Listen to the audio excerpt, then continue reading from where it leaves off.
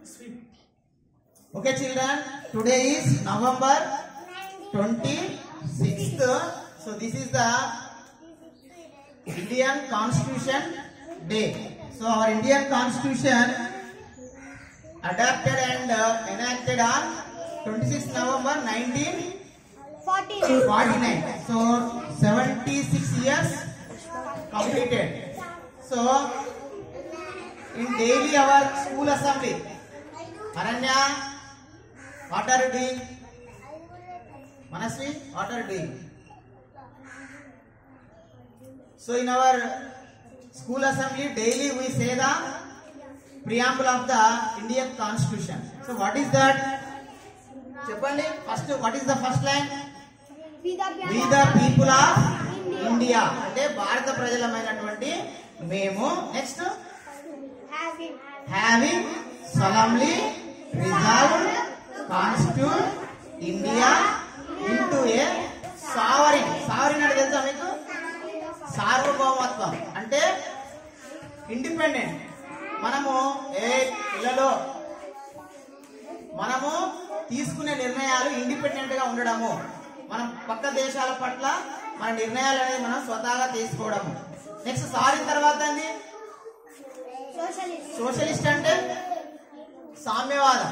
Socialist అంటే సామ్యవాదం. సామ్యవాదం అంటే అందరికీ కూడా సోషల్లీ ఎకనామికల్లీ జస్టిస్ ఉండడం, అంటే సామాజికంగా ఆర్థికంగా వాటా ఉండడం, న్యాయం ఉండడం. నెక్స్ట్ ఏంటిది? సెక్యులర్. సెక్యులర్ అంటే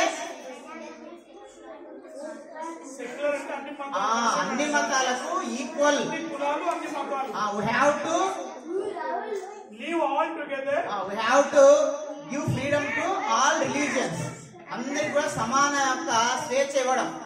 సో మనకు రైట్ అన్నట్టు ఏ మతమైనా మనం పాటించవచ్చు. నెక్స్ట్ ఏంది? రిపబ్లిక్.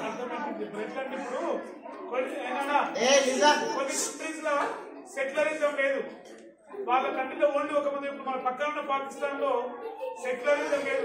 ఓన్లీ ఎవరి వరకు వాళ్ళు పోయారు. ముస్లిం వాళ్ళకి అక్కడ డామినేటెడ్ రిలీజియన్ ఉంటది. కానీ మనకు సెక్యులర్ అంటే ఏంది? ఎవరు ఏ మతాన్నైనా స్వీకరించవచ్చు, ఏ మతాన్నైనా ఆచరించవచ్చు. నెక్స్ట్ ఏంది? Republic and democratic. రిపబ్లిక్ అంటే ఏంది? రిపబ్లిక్ అంటే గణతంత్రం. అంటే మన యొక్క దేశ అధ్యక్షుడిని మనమే ప్రత్యక్షంగా గాని పరోక్షంగా గాని మనము ఎన్నుకుంటాం. తర్వాత డెమోక్రసీ అంటే ఏంది? ఏంద్రా? డెమోక్రసీ అంటే ప్రజాస్వామ్యం. ప్రజాస్వామ్యం అంటే మనము ఊర్లో సర్పంచ్ నుంచి ప్రధానమంత్రి వరకు ఎవరు ఎన్నుకుంటారు? మన కోసం మన నాయకుడిని మనమే ఓటు ద్వారా ఎంచుకుంటాం అన్నాడు. తర్వాత నెక్స్ట్ ఏంది? సెక్యూర్. ఎందుకోసం ఇదంతా? To secure it's all citizens. ఇదంతా కూడా మన యొక్క సిటిజన్స్ అంటే మన పౌరులను మనము భద్రంగా ఉంచుకోవడానికి, రక్షించుకోవడానికి ఇవన్నీ కూడా మనము తీసుకున్నాం. నెక్స్ట్ ఏముంటో చెప్పండి. నెక్స్ట్ ఏంటిది? Justice, social, economic and political. అంటే సోషల్ సామాజికంగా, ఎకనామిక్ ఆర్థికంగా, పొలిటికల్ రాజకీయంగా. ఈ మూడు రకాలుగా, ఈ మూడు భాగాల్లో, ఈ మూడు రంగాల్లో అందరికీ న్యాయం ఇవ్వడం. న్యాయం అంటే ఏంది? ఎవరి వాటా వాళ్ళకి ఇవ్వడము, అందరికి సమాన అవకాశాలు ఇవ్వడం. నెక్స్ట్ ఏంది? Liberty of thought. థాట్ అంటే ఏంద్రా? ఆలోచనలు, ఎక్స్ప్రెషన్, భావ వ్యక్తీకరణ. ఇంకా బిలీఫ్ అంటే నమ్మకం. ఇంకా ఫెయిత్ అండ్ వర్షిప్ అంటే విశ్వాసము, ఆరాధనలో. వీటన్నిటిలో స్వేచ్ఛ. లిబర్టీ అంటే స్వేచ్ఛ ఉండడం. లిబర్టీ అంటే ఏంది? స్వేచ్ఛ ఉండడం. ప్రతి ఒక్కరికి కూడా ఎవరి కూడా నిర్బంధం లేకుండా వీళ్ళందరికీ కూడా స్వేచ్ఛగా వాళ్ళు ఏదంటే అది తీసుకునే నిర్ణయం ఉండడం. నెక్స్ట్ ఏంటిది? నెక్స్ట్ ఏంటిది? ఫస్ట్ మనకు justice, liberty, equality. Equality of status. Status అంటే ఏంది? అంతస్తులలో. అండ్ ఆఫ్ ఆపర్చునిటీ, అవకాశాలలో. Equality of status and of opportunity and to promote among them all. అంటే అంతస్తులలో, గౌరవంలో, అవకాశాలలో అందరికీ సమానత్వాన్ని ఇవ్వడము. నెక్స్ట్ ఏంటిది?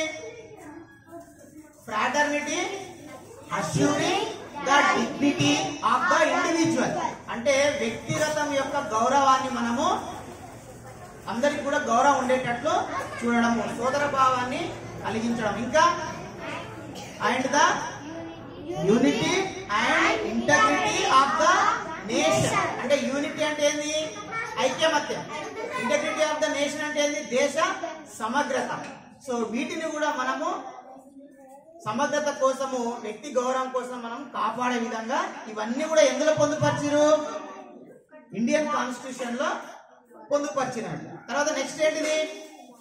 In our constituent assembly this 26th day of November 1949 do hereby adopt, enact and give our this Indian Constitution. అంటే ఈ యొక్క భారత రాజ్యాంగాన్ని మనకు మనమే ఆమోదింపజేసుకొని, అంగీకరించుకొని, చట్టంగా మార్చుకొని ఇప్పుడు నవంబర్ 26, 1949 సంవత్సరంలో ఇండియన్ కాన్స్టిట్యూంట్ అసెంబ్లీలో మనకు మనంగా సమర్పించుకున్నాం. ఎవరికి ఇచ్చుకున్నాం? మనకు మనంగా సమర్పించుకున్నాం. అంబేద్కర్ నాకు నేను సమర్పించిన, నేను రాసిన చెప్పలే.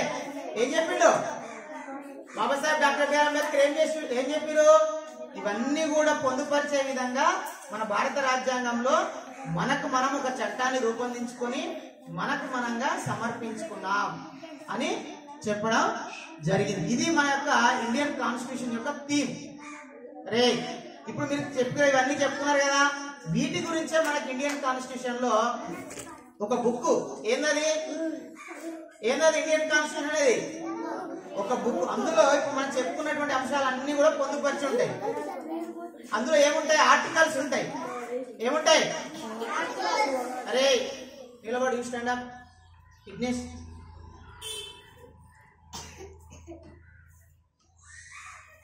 అందులో ఆర్టికల్స్ ఉంటాయి. ఆర్టికల్స్ ఎన్ని ఉన్నాయి ఐడియా ఉందా మీకు? బ్రీఫ్ గా మన కాన్స్టిట్యూషన్ అంటే ప్రియాంబుల్లో ఏ అంశాలు ఉన్నాయి? మరి అందులో పుస్తకాలు అనుకున్నాం కదా, మనకు చాప్టర్స్, లెసన్స్ ఉంటాయి కదా. అందులో కూడా బుక్ లో ఆ ఇండియన్ కాన్స్టిట్యూషన్ లో కూడా మనకు ఆర్టికల్స్, సెక్షన్స్, షెడ్యూల్స్ ఇవన్నీ ఉంటాయి. సో అవి మనం తెలుసుకోవాలి.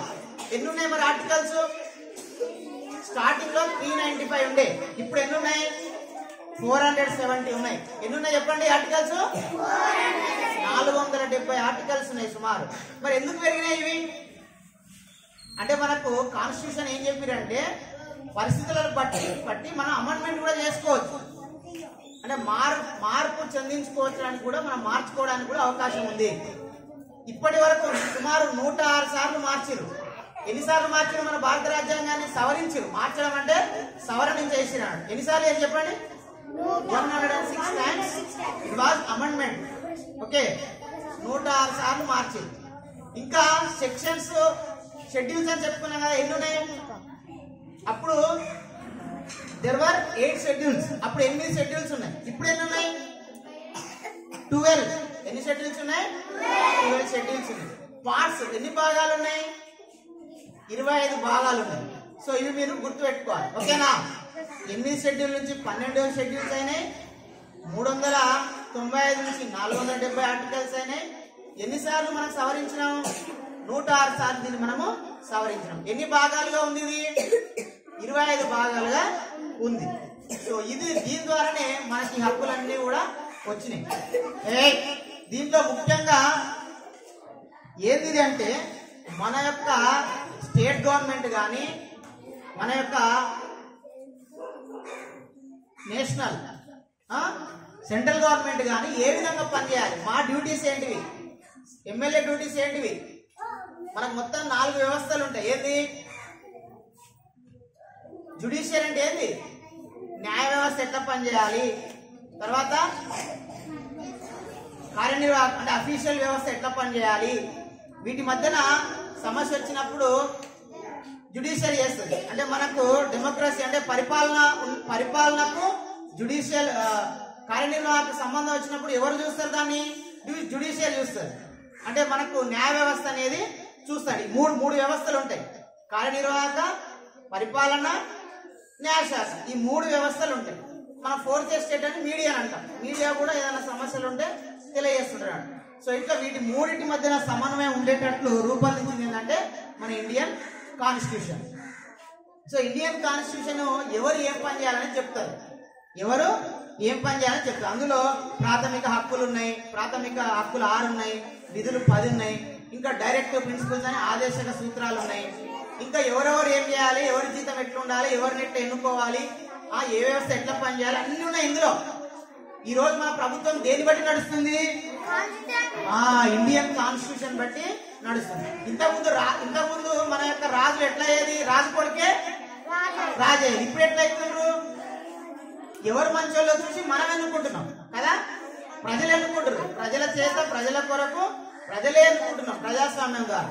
సో అట్లా అంత గొప్ప మరి భారతదేశంలోనే ప్రపంచంలోనే అత్యంత లిఖిత పెద్ద రాజ్యాంగం ఏంటంటే మన ఇండియన్ కాన్స్టిట్యూషన్. ఎన్ని సంవత్సరాలు పట్టింది దీనికి, 2 సంవత్సరాల 11 నెలల 18 రోజులు, అంటే దాదాపు 3 సంవత్సరాలు మరి బాబాసాహెబ్ అంబేద్కర్ గారి యొక్క అధ్యక్షతన చైర్మన్షిప్ లో ముసాయిదా కమిటీలో మరి దీన్ని రచించడం జరిగింది. అందులో 7 ఉన్నారు రచించడానికి, కానీ మిగతా 6 మంది కూడా అందులో ఒకరు చనిపోతారు, ఒకరు విదేశీ వ్యవహారాలకు పోతారు, ఒకరేమో దూరంగా ఉంటారు.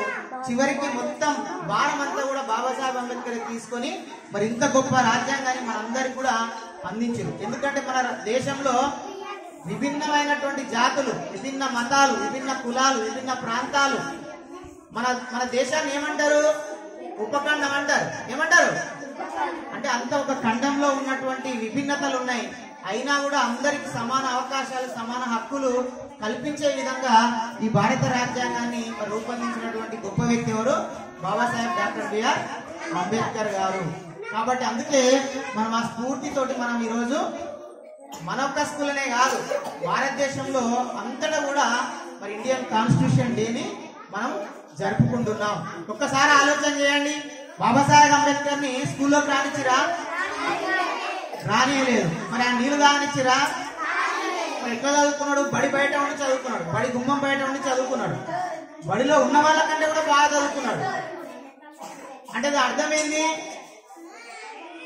Concentration important. ఎన్ని అవమానాలు జరిగినాయి ఆయనకు, వాటన్నిటిని కూడా పక్కకు పెట్టి ఉన్నతంగా చదువుకొని ప్రపంచ మేధావి ఎదిగి, నన్ను బడిలోకి రానియలేదు, నన్ను నీళ్లు తాగనీయలేదు, నన్ను గుడిలోకి రానియలేదు, మరి నా జాతి ప్రజలు ఇట్లాంటి ఎంతో 100 కోట్ల మంది ప్రజలు ఉన్నారు, వాళ్ళందరికీ కూడా ఈ అవకాశాలు ఇవ్వాలని గొప్పగా చదువుకొని ఇగో మనందరికీ ఈ రోజు ఈ అవకాశాలు ఇచ్చినటువంటి వారు ఎవరు, బాబాసాహెబ్ డాక్టర్ బిఆర్ అంబేద్కర్ గారు. మరి ఆయన స్ఫూర్తి, ఆయన ఏం కోరుకున్నాడు, ఈ రోజు మీరు లోపల మంచిగా డ్యూయల్ ఎస్పీలలో కూర్చుంటున్నారు కదా, 4 ట్యూబులు 3 ఫ్యాన్లు తిరుగుతున్నాయి కదా, మంచిగా గ్రీన్ బోర్డు ఉంది కదా, మరి మేము కూడా ఈ హక్కులు ఉపయోగించుకొని, రిజర్వేషన్లు ఉపయోగించుకొని ఇట్లా టీచర్లకి పాఠాలు చెప్తున్నాం కదా, మరి దీని యొక్క అల్టిమేట్ గోల్ ఏంటి, మీరందరూ కూడా బాగా చదవాలి, మీరందరూ కూడా బాగా చదువుకొని భవిష్యత్తులో గొప్ప స్థాయికి ఎదిగి అందరు డెవలప్ అయితేనే దేశం డెవలప్ అయినట్టు. అంతేనారా, ఎవరో కొద్ది మంది డెవలప్ అయితే కోట్లు సంపాదిస్తే దేశం డెవలప్ అయినట్ట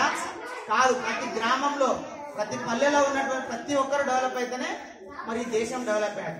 అందరూ ఎదగాలి, ఎదగాలంటే ఏం చేయాలి, మనం చదవాలి. కాబట్టి మీరు అందరూ బాగా చదువుకొని గొప్ప స్థాయికి ఎదిగి ఎవరైతే మన రాజ్యాంగం యొక్క కర్తలు ఉన్నారో మరి వారి యొక్క స్ఫూర్తిని, వారి లక్ష్యాలను, వారి ఆశయాలను ముందుకు తీసుకుపోవడం మనందరం ముందుండాలని కోరుకుంటూ నా request Sangeeta madam, please give message on this occasion.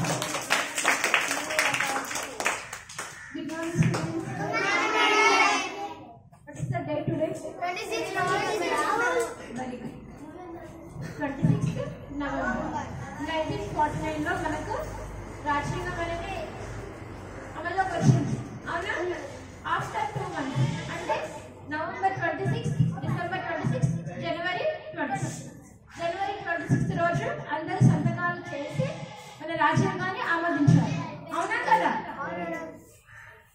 అయితే ఫస్ట్ మనం ఎందుకు ఈ రోజు నుంచి సెలబ్రేట్ చేసుకుంటున్నాం అంటే మనకు వచ్చేది 26 కదా, మనం రిపబ్లిక్ డే సెలబ్రేట్ చేసుకుంటాం కదా, మరి ఎందుకు ఈ రోజు సెలబ్రేట్ చేసుకుంటాం, ఎందుకు వాళ్ళని గుర్తుంచుకుంటున్నాము అంటే 1979లో మన భారతదేశ సుప్రీంకోర్టు ప్రధాన న్యాయమూర్తి గారు ఆ రోజు అనౌన్స్ చేశారు.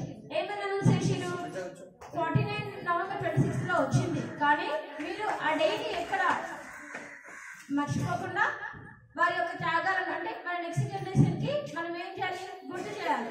అవునా? గుర్తు చేయాలంటే మనం వాటిని ఎప్పుడు రిమెంబరింగ్లో ఉంచుకోవాలి కదా, గుర్తింపులో ఉంచుకోవాలి కదా, మననం చేసుకోవాలి. అవునా? సో అందుకోసమని ఈరోజు మనం సెలబ్రేట్ చేసుకుంటాము.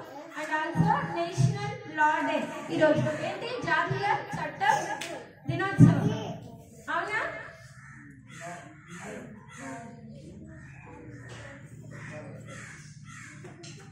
సో మీరందరూ కూడా అంబేద్కర్ కదా, కాన్స్టిట్యూషన్ రాసింది ఎవరు? అంబేద్కరేనా? అంబేద్కర్ గారు వాళ్ళు కూడా మనలాగానే, అంటే మనలాగా కాదు, అసలు వాళ్ళతో కంపేర్ చేసుకుంటే మనం ఏమిటలేము.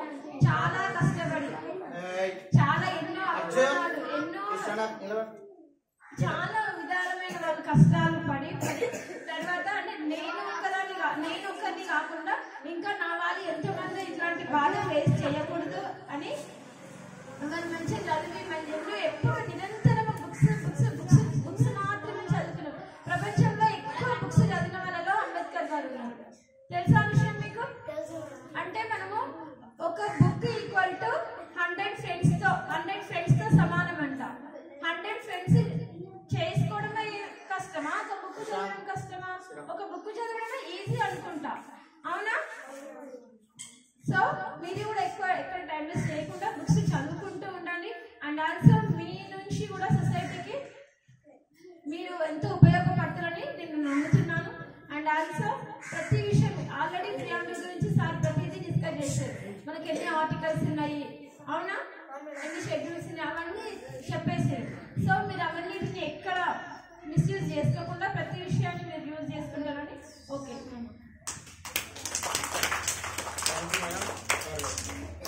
giving valuable message. I request Chandana madam to give message on this subject. Good morning, children. Good morning.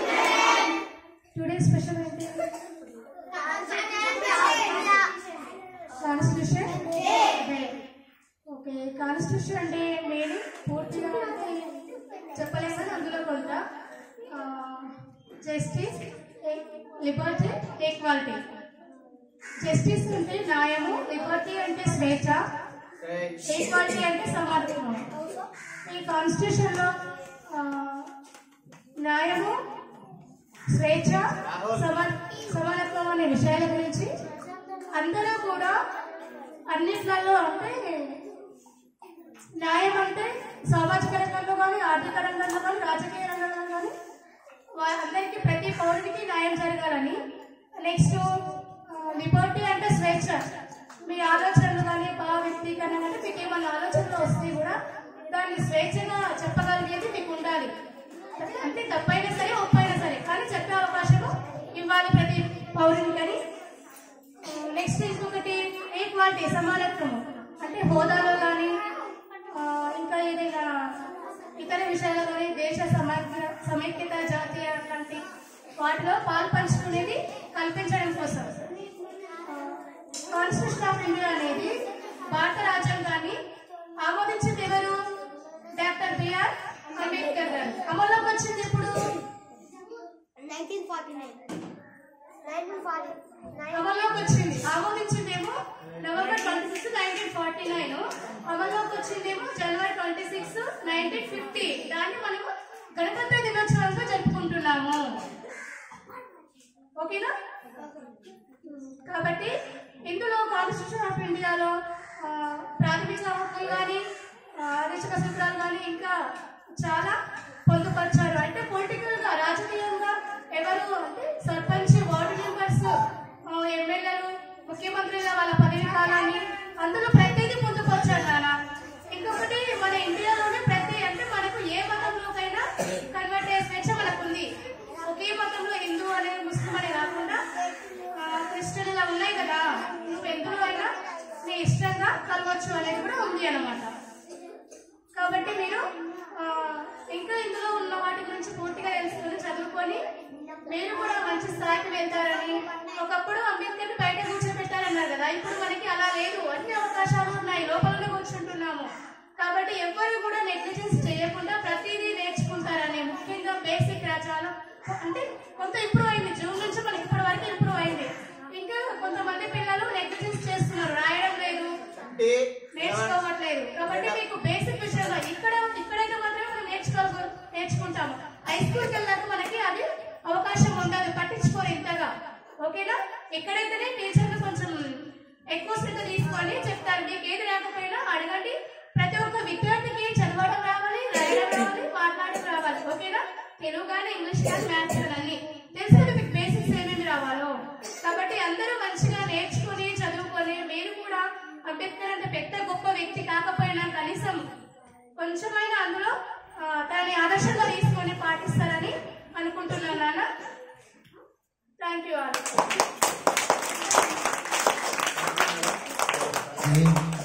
Valuable message to the students.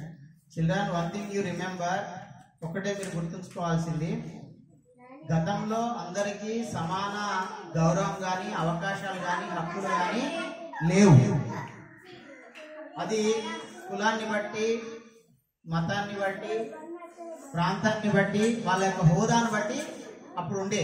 కానీ ఈరోజు అట్లా కాన్స్టిట్యూషన్ అమల్లోకి వచ్చిన తర్వాత అందరికీ సమాన అవకాశాలు అనేది రావడం జరిగింది. అంటే మనకు అవకాశాలు, హక్కులు వచ్చినటువంటి రోజు.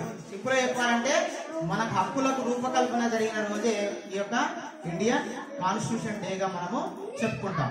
ఇంతకుముందు మేడం వాళ్ళు చెప్పారు, 1949 నవంబర్ 26 రోజేమో ఇది ఆమోదించబడింది. అమల్లోకి వచ్చిందేమో 2 నెలల తర్వాత 1950 జనవరి 26 రోజు అమల్లోకి వచ్చింది. ఆ రోజు సందర్భంగానే మనము ఏం జరుపుకుంటున్నాం? రిపబ్లిక్ డే అనేది జరుపుకుంటున్నాం. సో ఇవి మీరు ముఖ్యంగా గుర్తుంచుకోవాలి. ఒక్కసారి మీరు ఆలోచించండి. ఇగో మా తాత జీతం ఉన్నాడు అంటే మా అమ్మ వాళ్ళ నాన్న, మా నాయనయ్య అంటే మా నాయన వాళ్ళ నాయన జీతం ఉన్నాడు, మా నాయన కూడా జీతం ఉన్నాడు. కానీ నేను ఈరోజు చదువుకొని నేను సమాజంలో సార్ అని ఎవరు అందరూ చేయమంటారా? సార్ అంటారు. ఆ సార్ అనే గౌరవాన్ని పొందిందంటే ఇగో ఈ భారత రాజ్యాంగం ద్వారా వచ్చినటువంటి హక్కు ద్వారా, బాబాసాహెబ్ అంబేద్కర్ గారు ఇచ్చినటువంటి హక్కుల ద్వారా మనం పొందడం జరిగింది. మరి మీరు కూడా సార్ అనిపించుకుంటారా? సారు మేడం అనిపించుకుంటారా? మీరు అనిపించుకోవాలంటే మనకు హక్కులన్నీ రాజ్యాంగంలో పొందుపరచడం జరిగింది. మీరు చేయాల్సింది వాటిని చదివి బాగా చదువుకొని ఈ హక్కులను మీరు ఉపయోగించుకొని గొప్ప స్థాయికి వచ్చి మీరు కూడా సమాజానికి తిరిగి పే బ్యాక్ చేయాలి. చేస్తారా? ఓకే, నా request our honourable head master sir,